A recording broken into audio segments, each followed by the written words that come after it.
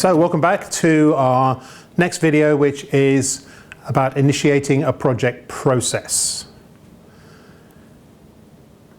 So the key thing to remember here is that having carried out starting up a project, we're now moving into the project itself. So we see that the beginning of the project is the first stage, the initiation stage. This is where we're going to be carrying out our planning and preparation.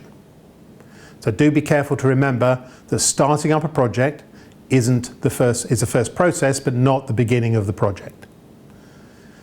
Here, in initiating a project, this is our first stage. The main aim behind here is to carry out our planning and preparation and make sure that we understand how the project is going to be delivered.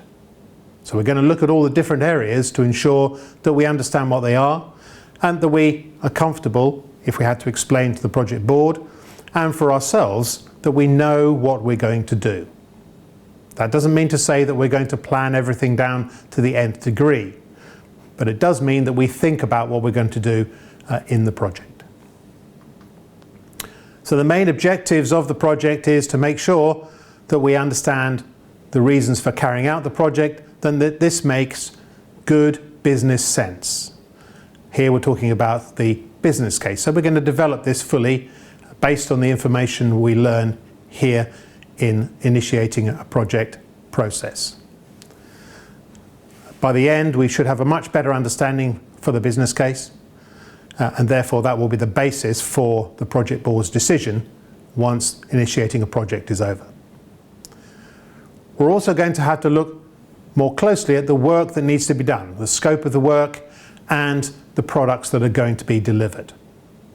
Now, depending on how we're going to go about the project, we're going to go into quite a bit of detail, or it may be allowing us to understand the detail of the project's products as we go along, so learning as we go.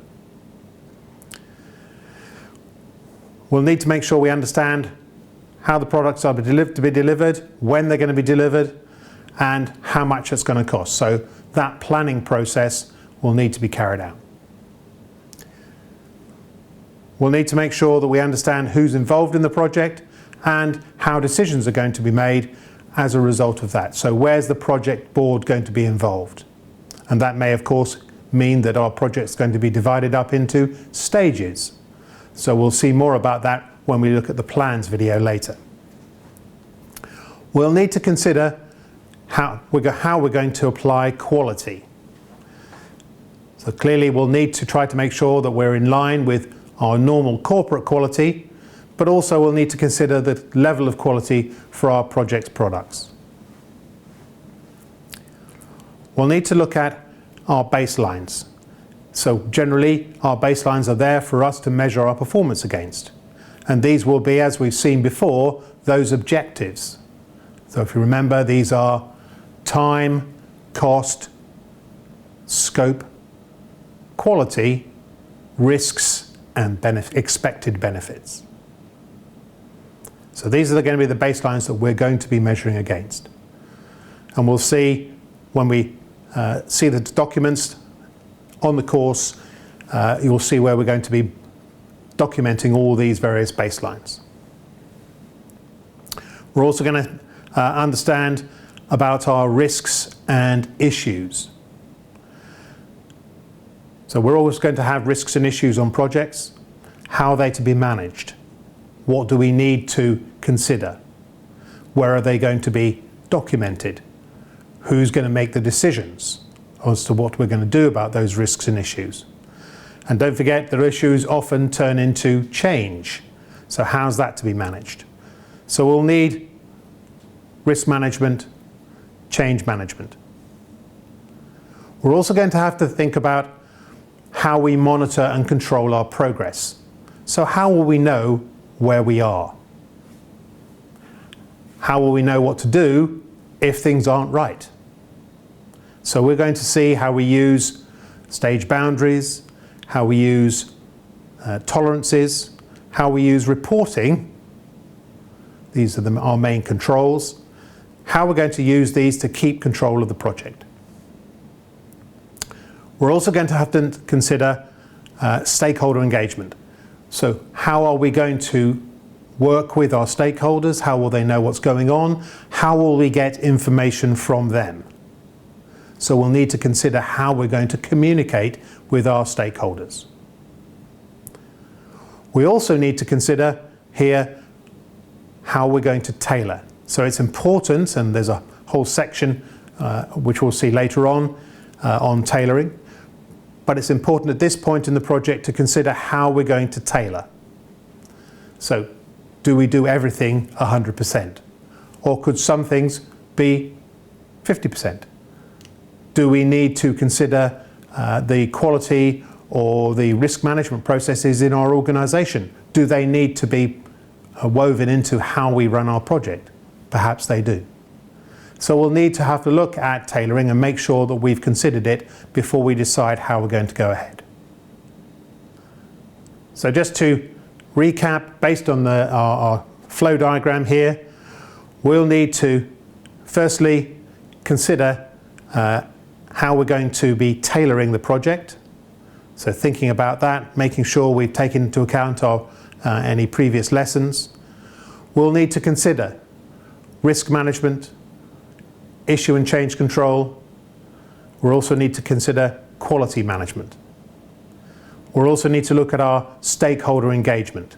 How is that to be carried out? We'll need to write a project plan. This will be done in conjunction with those project controls, so stages, tolerances, reporting, and they will interact with each other to find a right balance so that we're able to then have a suitable project plan. This will then lead on to a detailed business case. So as a result of all the work we've done here in initiating, we can then refine our business case. This, of course, needs still to be viable. And if it isn't, then there's going to be a different conclusion to initiating than we perhaps would expect. So it still needs to work. And of course, if it isn't, then we may have to go back and look at what we've done in our planning and in the different project approaches. Based on this, we're then going to build the project initiation documentation. So this is then a collection of documents, a bit like the brief, but now this is how we're going to go about running the project. So all the planning and preparation ends up in the PID, the project initiation documentation. So along the PID, along with, at this point, we're toward the end of initiating a project, we're going to be building a plan for what we're going to do next. So our next stage plan. This stage plan, we'll see more about that later. This stage plan, along with the PID and a benefits review plan, will need to then go to the project board for approval. Once that's done, initiating a project process is complete. Obviously, it's possible that the project board may push back and further planning may need to take place, so we'll maybe have a number of iterations before the project board are comfortable. Once they are, then we're moving into the delivery stages of the project, and initiation is complete. So that was a look at initiating a project process. You can use this for your revision as well on the course before you take your exam. Thank you very much.